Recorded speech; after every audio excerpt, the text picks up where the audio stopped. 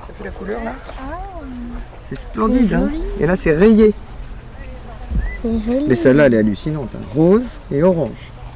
L'envers vaut l'endroit. C'est pas grave si on marche sur la terre. Ah ben non, la terre c'est fait pour marcher dessus, tu sais. Alors ça c'est un peu les...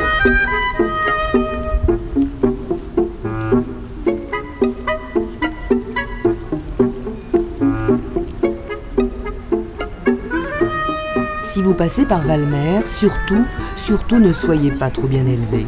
Dans ce potager d'un hectare, vous pouvez toucher, sentir et même parfois goûter à tout ce qui pousse. Surtout lorsque c'est la maîtresse des lieux qui vous y encourage. Et avec 900 plantes, légumes, fleurs ou fruits, vous avez le choix. Comment? Essayez, c'est bon comme ça. Cru. Cru y aller, oui. Ah bon? Et sinon, cuit comme des épinards. Non? Bon, C'est pas pour un lapin. Là. Merci. Alors, les gens n'osent pas tout goûter parce qu'il y a des choses, ils savent même pas que ça se mange. Mais sur certaines des plantes, je mets caressez-moi, froissez-moi, je sens le cassis. Ou sinon, personne n'a l'idée de le faire.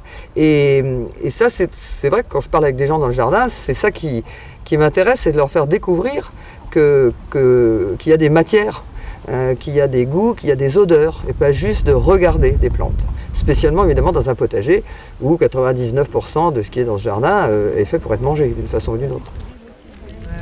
Où peut-on trouver de la sauge ananas pour faire la recette? Ah, ici, je vous donne des boutures ou des plants. Non, parce qu'on m'a déjà posé la question et moi je me suis trouvée un peu embêtée, je chez sais Xavier pas. Mathias, chez des bons maraîchers. 10 ans après ses premiers semis, poussé par des visiteurs toujours plus curieux, Alix de Saint-Venant a décidé de partager ses recettes. Pour illustrer son livre, elle cherchait un pinceau libre, lumineux, joyeux, tout à fait celui de Nicole Caplin. Plus une plante est vivante, meilleure elle est. D'abord en matière, en texture, en goût, aussi en vitamines bien sûr, et en principe actif, enfin voilà. Et c'est la même démarche qu'a Nicole pour peindre, c'est-à-dire qu'elle peignait les choses en vrai, vivantes, la tomate accrochée sur son pied de tomate, et son pinceau rend cette vie, je trouve.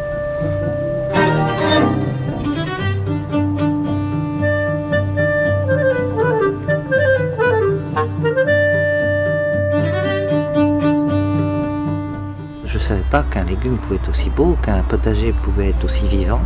Je ne savais pas non plus que tous ces légumes existaient. J'ai découvert alors le chou rave qui est quelque chose d'incroyable, qui est un vrai extraterrestre, qui m'en a fait voir de toutes les couleurs, c'est le cas de le dire pour le peindre, mais qui est plutôt sympa finalement. Il a un côté grognon au départ, puis quand on le découvre, il est un peu spécial.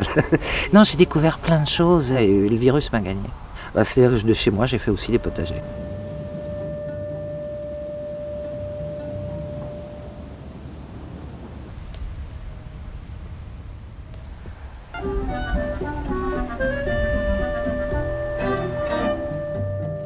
Ce qui m'intéresse, c'est de voir la diversité des choses et de se promener d'un goût à l'autre et de faire des mariages de goûts. Mais c'est vrai que plus on plante des choses étonnantes, plus on a envie de les déguster.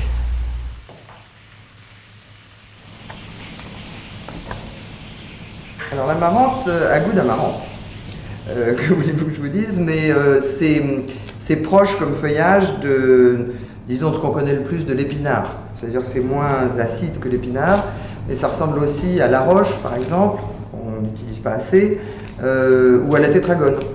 C'est un peu ce même type de plantes-feuilles qui, une fois cuites, prennent une belle couleur et un goût un petit peu acidulé. Ça va bien?